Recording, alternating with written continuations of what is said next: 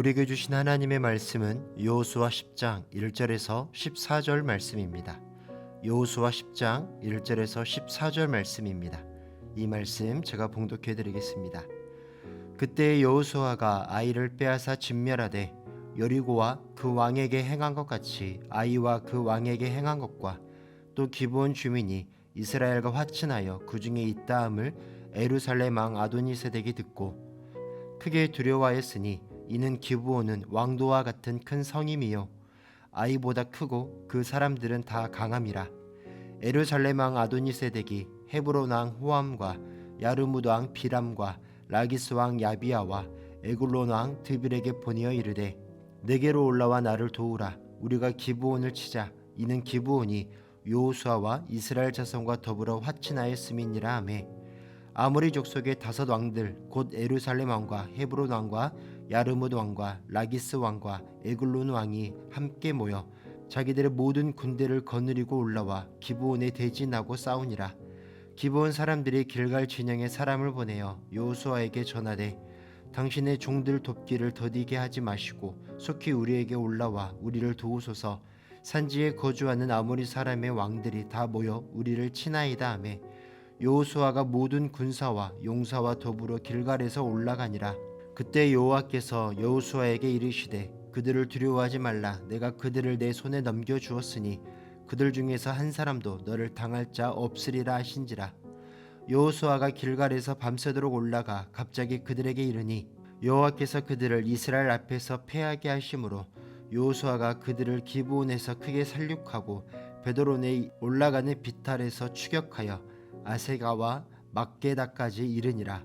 그들이 이스라엘 앞에서 도망하여 베드론의 비탈에서 내려갈 때에 여호와께서 하늘에서 큰 우박덩이를 아세가에 이르기까지 내리심에 그들이 죽었으니 이스라엘 자손의 칼에 죽은 자보다 우박에 죽은 자가 더 많았더라. 여호와께서 아모리 사람을 이스라엘 자손에게 넘겨주시던 날에 여호수아가 여호와께 아뢰어 이스라엘의 목전에서 이르되 태양아 너는 기브온 위에 머무르라. 달아 너도 야알론 골짜기에서 그리할지어다 하매 태양이 머물고 달이 멈추기를 백성이 그 대적에게 원수를 갚기까지 하였느니라. 야셀의 책에 태양이 중천에 머물러서 거의 종일토록 속히 내려가지 아니하였다고 기록되지 아니하였느냐. 여호와께서 사람의 목소리를 들으신 이 같은 날은 전에도 없었고 후에도 없었나니 이는 여호와께서 이스라엘을 위하여 싸우셨음이니라. 아멘. 우리는 살아가면서 참 많은 어려움을 만나게 됩니다. 성도님들은 가장 어려운 순간이 언제이십니까? 저는 믿었던 사람에게 속임을 당할 때가 가장 어렵습니다.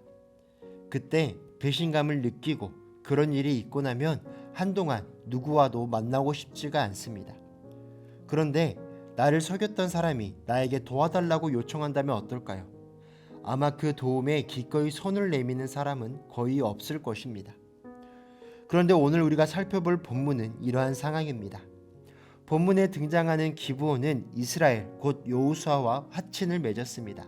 앞선 9장을 보면 이스라엘이 여리고와 아이성을 점령하고 가나안으로 진군한다는 소식을 들은 기브온은 두려움에 빠집니다. 그래서 자신들도 공격을 당할까 싶어서 멀리서 온 민족인 척 속여서 이스라엘과 화친을 맺습니다. 이는 명백한 거짓이며 이스라엘을 속인 일이죠. 이 사실을 알게 된 여호수아는 어떻게 반응합니까? 인간적인 생각이라면 즉시 화친을 파기하고 어떻게 복수할지 고민했을 것입니다. 하지만 여호수아는 아무리 거짓으로 맺어진 화친이라 할지라도 하나님의 이름으로 맹세한 것이기 때문에 깨뜨리지 않습니다. 이러한 상황에서 아모리 5 왕의 연합군이 기브온을 치기 위해 쳐들어옵니다. 이 소식을 들은 기브온은 이스라엘에게 도움을 요청합니다. 저라면 아마 그 요청을 거절했을 것입니다. 속은 것도 억울한데 자신들을 위해 싸워달라고 한다면 얼마나 어이가 없겠습니까? 하지만 여호수아는 기브온의 요청에 응합니다. 7절은 이렇게 기록합니다. 여호수아가 모든 군사와 용사와 더불어 길갈에서 올라가니라. 여호수아가 망설였는지 여부는 성경이 말해주지 않지만 하나님의 이름으로 맺은 화친이었기 때문에 그들의 요청을 받아들인 것입니다. 우리는 신앙생활을 하면서 가장 중요하다고 생각하는 것이 무엇입니까? 바로 믿음입니다. 여호수아는 하나님을 향한 분명한 믿음이 있었습니다. 오래전 가나안을 정탐할 때도 모두가 안 된다고 말했지만 여호수아는 하나님이 함께 하시면 할 수 있다는 그 믿음으로 나아갔습니다. 믿음이란 내가 믿고 섬기는 분이 누구인지를 분명히 알 때 비로소 생기는 것입니다. 여호수아에게 하나님은 언제나 함께 하시는 분, 약속을 지키시는 분, 그리고 언제나 지키시고 도우시고 함께 싸우시는 분이었습니다. 여호수아가 군대를 이끌고 길갈에서 올라갈 때 하나님께서 말씀하십니다. 8절 말씀에 그때 여호와께서 여호수아에게 이르시되 그들을 두려워하지 말라. 내가 그들을 내 손에 넘겨주었으니 그들 중에서 한 사람도 너를 당할 자 없으리라. 아멘. 하나님께서는 자신의 이름을 위하여 싸우는 자를 결코 가만히 내버려 두지 않으십니다. 하나님과 맺은 언약을 기억하며 화가 나고 억울한 순간에도 언약을 지키기 위해 나갔던 여호수아에게 하나님께서는 승리를 약속하셨습니다. 단순히 승리를 약속만 하신 것이 아닙니다. 하나님은 그 전쟁에 직접 개입하십니다.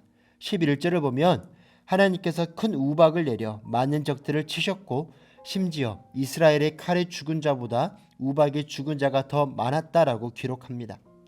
또한 여호수아가 완전한 승리를 위해 시간이 필요하자 태양과 달이 멈추도록 하나님께서 응답해 주셨습니다. 하나님이 이스라엘을 위해서 싸우시는 것입니다.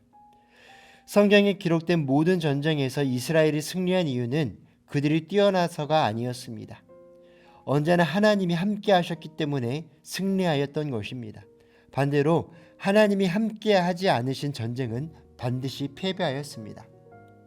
사랑하는 양육교회 성도 여러분, 설교 서두에서 말씀드렸던 것처럼 우리는 살아가면서 많은 어려움들을 마주합니다. 경제적인 문제, 건강 문제, 직장의 문제, 가정의 문제 등 수많은 문제들을 마주합니다. 그리고 믿는 우리들에게는 여기에 더해서 믿음의 문제 또한 찾아옵니다. 이러한 문제 앞에서 우리는 어떻게 반응합니까? 내 생각, 내 판단, 내 기준으로 문제를 해결하려 할 때 우리는 늘 실패를 경험했습니다. 그렇기에 우리는 사람의 생각을 내려놓고 하나님의 뜻을 구하며 하나님의 일하심을 기다려야 합니다. 하나님께서는 하나님의 영광을 위해 살아가는 자들을 결코 내버려 두지 않으십니다. 하나님의 방법으로 하나님의 시간에 놀라운 일들을 경험하게 하실 것입니다. 오늘 하루 나와 함께 하신 하나님, 나를 위해 싸우시는 하나님, 승리를 주시는 하나님을 기억하며 하나님과 동행하는 복된 하루가 되시기를 주님의 이름으로 축복합니다. 아멘. 사랑의 하나님, 오늘 말씀을 통해 여호수아가 보여준 믿음과 신실함을 마음 깊이 새기게 하시니 감사드립니다. 사람에게 속임을 당해도 억울한 일을 겪어도 하나님의 이름으로 맺은 언약을 끝까지 지킨 여호수아처럼 우리도 하나님 앞에서 바르게 서게 하여 주옵소서. 우리의 삶에도 수많은 문제와 전쟁이 찾아오지만 그 싸움 속에서 우리가 먼저 앞서지 않게 하시고 하나님께서 함께 하시는 전쟁이 되게 하옵소서. 오늘 하루 하나님의 뜻을 구하며 하나님의 음성을 듣고 하나님의 도우심을 기대하며 믿음의 걸음을 걷게 하여 주옵소서. 흩어져 살고 있는 내 가족과 자녀들이 영과 진리로 하나님을 예배하는 예배자로 살게 하시고 육신이 연약하여 낫기를 간구하는 환우들에게 치유의 은혜를 허락하여 주시옵시며 오랜 시간 침상에 누워있는 장기 환우와 어르신들이 천국 소망 붙들고 오늘 이 하루를 살게 하여 주옵시고 애쓰고 힘써서 돌보는 가족들 위해 새 힘을 더하여 주옵소서. 예수님의 이름으로 기도하옵나이다. 아멘.